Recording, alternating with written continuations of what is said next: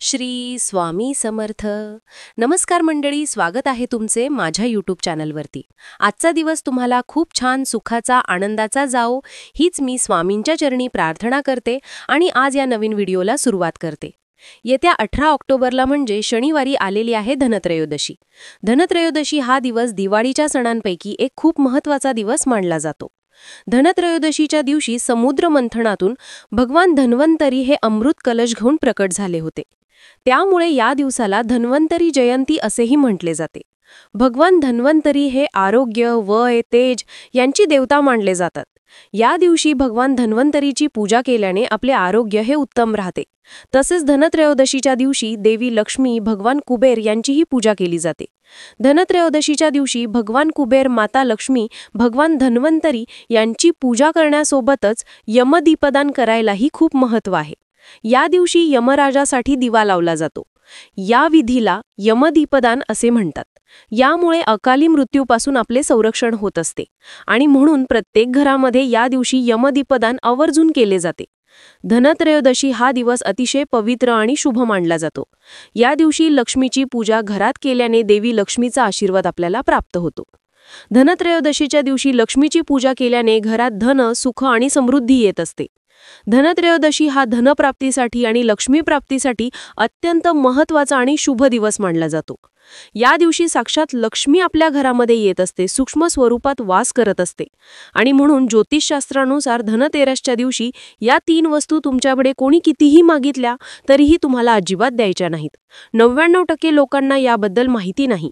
जर तुम्ही या 3 वस्तू धनत्रयोदशीच्या दिवशी कोणाला दिल्या तर लक्ष्मी तुमच्या घरातून काढता पाय घेईल, लक्ष्मी साथ सोडून जाईल आणि घरात दरिद्रता, गरिबी येऊ लागेल. तर अशा कोणत्या 3 वस्तू या आपल्याला धनत्रयोदशीच्या दिवशी कोणालाही द्यायच्या नाहीत याबद्दलची संपूर्ण माहिती आज या व्हिडिओमध्ये मी तुमच्यासोबत शेअर करणार आहे. त्यामुळे तुम्ही हा व्हिडिओ स्किप न करता शेवटपर्यंत नक्की पहा. चॅनलवरती नवीन असाल तर सबस्क्राईब करा आणि असेच माहितीपूर्ण नवनवीन व्हिडिओ पाहण्यासाठी बेल आयकॉनलाही प्रेस करा. म्हणजे जेव्हा कधी मी नवीन व्हिडिओ अपलोड करेल त्याचे नोटिफिकेशन सर्वात अगोदर तुम्हाला भेटेल आणि तुम्ही एकही व्हिडिओ मिस करणार नाही. तसेच कमेंट बॉक्समध्ये ओम श्री महालक्ष्मी नमः नक्की लिहा, जेणेकरून माता लक्ष्मीचा आशीर्वाद हा तुमच्या कुटुंबावर सदैव राहील. तर पहा, आज या व्हिडिओमध्ये मी तुम्हाला ज्या वस्तू सांगणार आहे त्या वस्तू तुम्हाला धनत्रयोदशीच्या दिवशी संपूर्ण दिवसभर आणि रात्रभर कोणालाही द्यायच्या नाहीत. ज्या वस्तू मी तुम्हाला सांगणार आहे त्या लक्ष्मीकारक वस्तू आहेत. या वस्तूंमध्ये साक्षात लक्ष्मी वास करत असते आणि या शुभ दिवशी जर आपण या वस्तू आपल्या घरातून कोणाला दिल्या तर आपल्या घरातील लक्ष्मी ही निघून जाते, आपली साथ सोडून दुसऱ्यांच्या घरात जात असते. म्हणून या वस्तू चुकूनही तुम्ही धनतेरसच्या दिवशी कोणालाही देऊ नका. या दिवशी केलेली छोटी छोटी कामं संपूर्ण वर्षभर आर्थिक समृद्धी ठरवत असतात आणि पुराण ज्योतिषशास्त्रानुसार धनतेरसच्या दिवशी जर आपण या वस्तू कोणाला दिल्या तर ते अशुभ मानले जाते. असे मानले जाते की या वस्तू जर तुम्ही कोणाला दिल्या तर तुमच्या घराची शुभ ऊर्जा, त्या वस्तूंसह देवी लक्ष्मीचा आशीर्वाद हा नष्ट होतो आणि तसेच भगवान कुबेर आणि माता लक्ष्मी हे सुद्धा आपल्यावर नाराज होत असतात आणि यामुळे आपल्या घरात गरिबी, दरिद्रता येऊ लागते. कारण धनतेरस हा लक्ष्मी प्राप्तीचा, लक्ष्मीचा आशीर्वाद प्राप्त करून घेण्याचा खूप महत्त्वाचा दिवस मानला जातो आणि म्हणून ज्योतिषशास्त्रामध्ये सुद्धा सांगितले आहे की धनतेरसच्या दिवशी या वस्तू तुम्ही चुकूनही कोणाला देऊ नका. तर यामधली पहिली वस्तू आहे ती म्हणजे मीठ. मिठाला साक्षात लक्ष्मीचे प्रतीक मानले जाते. ज्या प्रकारे माता लक्ष्मीचा जन्म हा समुद्रमंथनातून झाला आहे त्याच वेळी मिठाची उत्पत्ती सुद्धा समुद्रमंथनातून झाली होती. त्यामुळे मिठाला लक्ष्मीचा भाऊ मानले जाते आणि लक्ष्मीकारक हे मीठ आहे. हे या दिवशी कोणालाही उधार देऊ नये. मीठ हे केवळ अन्नपदार्थ नाही तर ते नकारात्मक ऊर्जा आणि कर्ज दूर करण्यासाठी सुद्धा वापरले जाते.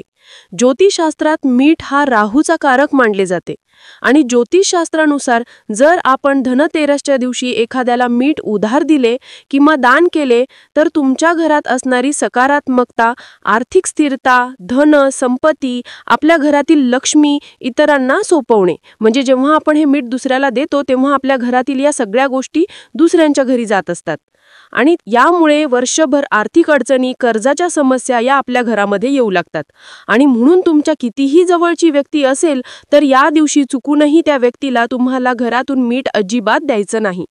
बऱ्याच वेळा काय होते की आपल्या शेजारी जे लोक राहत असतात त्यांचे मीठ अचानक संपते आणि ते आपल्याकडे वाटी घेऊन येतात की एवढी वाटी भरून मीठ आम्हाला द्या. परंतु या दिवशी तुम्हाला अजिबात मीठ द्यायचं नाही. तसेच या दिवशी तुम्हाला चुकूनही आपल्या घरातून दूध, दही, साखर कोणाला द्यायची नाही. या तिन्ही वस्तू घरात पवित्रता, गोडावा आणि शीतलता आणत असतात.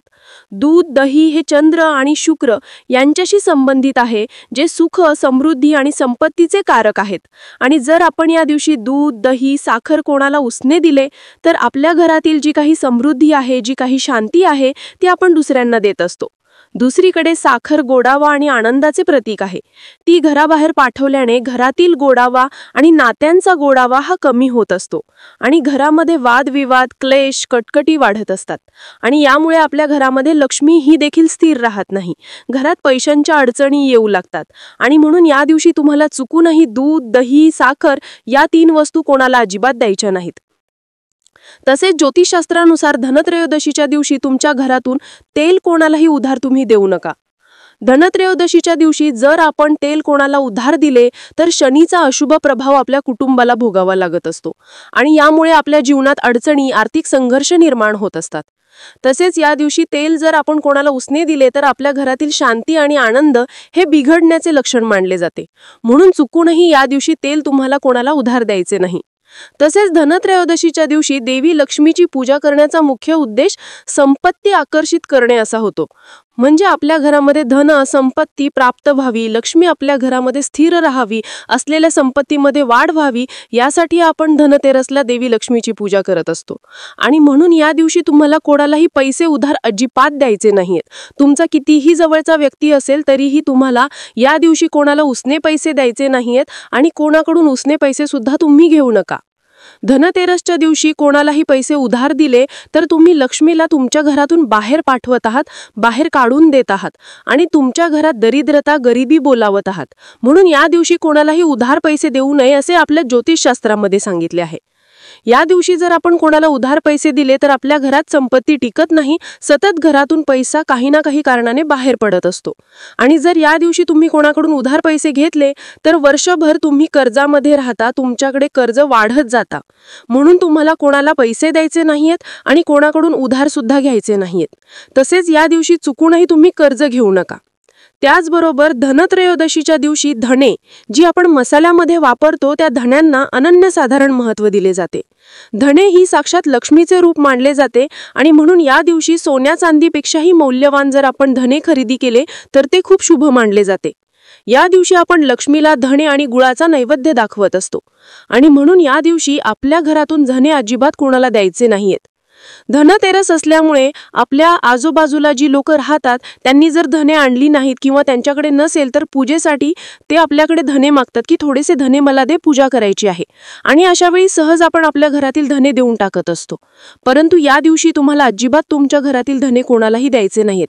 जर या दिवशी तुम्ही धने कोणाला दिले तर तुमच्या घरातील लक्ष्मी काढता पाय घेईल आणि घरात गरिबी, दरिद्रता येऊ लागेल आणि तुमच्या घरातील लक्ष्मी दुसऱ्यांच्या घरामध्ये जाईल.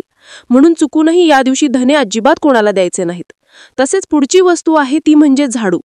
आपल्या घरातील झाडू या दिवशी बाहेरच्या कोणत्याही व्यक्तीला दिसणार नाही अशा पद्धतीने तुम्हाला घरामध्ये ठेवायचे आहेत, कारण झाडूला लक्ष्मीचे प्रतीक मानले जाते. झाडू ही आपल्या घरात असणारी नकारात्मक ऊर्जा, वाईट शक्ती, इडापिडा बाहेर काढण्याचे काम करत असते आणि म्हणून लक्ष्मी जी असते ती अलक्ष्मीला घरातून बाहेर काढते. म्हणून या दिवशी आपल्या घरातील झाडू इतरांना कोणालाही बाहेर देऊ नका. बऱ्याच वेळा आपल्या शेजारी जे राहतात त्यांचा झाडू घरामध्ये लहान मुलं असल्याने इकडे तिकडे टाकून देत असतात आणि म्हणून ते आपल्याकडे झाडू मागायला येतात की थोड्या वेळासाठी तुमच्या घरातील झाडू आम्हाला द्या. परंतु या दिवशी चुकून सुद्धा आपल्या घरातील झाडू अजिबात कोणाला द्यायचा नाही आणि झाडू कोणालाही दिसणार नाही अशा पद्धतीने आपल्या घरामध्ये ठेवायचा आहे. यानंतर पुढची वस्तू आहे ती म्हणजे लाया आणि बताशे. दिवाळीच्या दिवशी आपण लाया आणि बताशे हे लक्ष्मीला अर्पण करत असतो. तसेच धनत्रयोदशीच्या दिवशी सुद्धा पूजेमध्ये लाया आणि बताशे ठेवले जातात. लाया आणि बताशे हे देवी लक्ष्मीला अतिशय प्रिय आहेत आणि म्हणून लाया आणि बताशांशिवाय लक्ष्मी पूजन पूर्ण होत नाही असे म्हटले जाते. आणि म्हणून या दिवशी जर तुमच्याकडून कोणी लाया आणि बताशे मागायला आले तर ते सुद्धा या दिवशी कोणालाही द्यायचे नाहीत. तर या काही महत्त्वाच्या वस्तू आहेत ज्या आपल्याला धनत्रयोदशीच्या दिवशी कोणी कितीही मागितल्या तरीही अजिबात द्यायच्या नाहीत. नाहीतर याचा तुम्हाला तुम्हाला वाईट परिणाम भोगावा लागू शकतो. तुम्हाला या गोष्टीचा पश्चाताप होऊ शकतो, म्हणून तुम्ही या वस्तू अजिबात कोणाला देऊ नका. तसेच धनतेरसच्या दिवशी खरेदी करायला खूप महत्त्व आहे.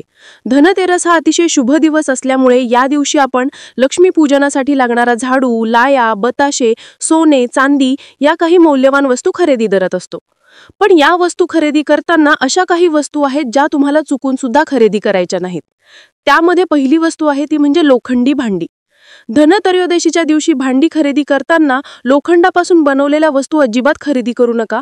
यामुळे घरामध्ये भांडणे, क्लेश, कटकटी निर्माण होत असतात. म्हणून धनतेरस सोडून तुम्ही त्याच दिवशी लोखंडाची भांडी खरेदी करू शकता. यानंतर पुढची वस्तू आहे ती म्हणजे रंगाच्या वस्तू. धनतेरसच्या दिवशी रंगाच्या वस्तू जसे की बॅग, रंगाचे कपडे, शूज किंवा इतर काही रंगाच्या वस्तू असतील तर त्या खरेदी करणे अशुभ मानले जाते. यामुळे आपल्या घरामध्ये नकारात्मकता येत असते. म्हणून ज्योतिषशास्त्रानुसार रंगाच्या वस्तू धनतेरसच्या दिवशी खरेदी करू नये. यानंतर पुढच्या वस्तू आहेत त्या म्हणजे काचेच्या वस्तू. दिवाळी सण म्हटलं की आपली छोटी मोठी खरेदी चालूच असते आणि काचेच्या वस्तू सुद्धा आपण खरेदी करत असतो. परंतु चुकूनही धनतेरसला काचेच्या वस्तू खरेदी करू नका. तुम्ही इतर दिवशी करू शकता. यानंतर या दिवशी चुकूनही धारदार वस्तू जसे की चाकू, कात्री, सुया या धारदार वस्तू सुद्धा या दिवशी खरेदी करू नये.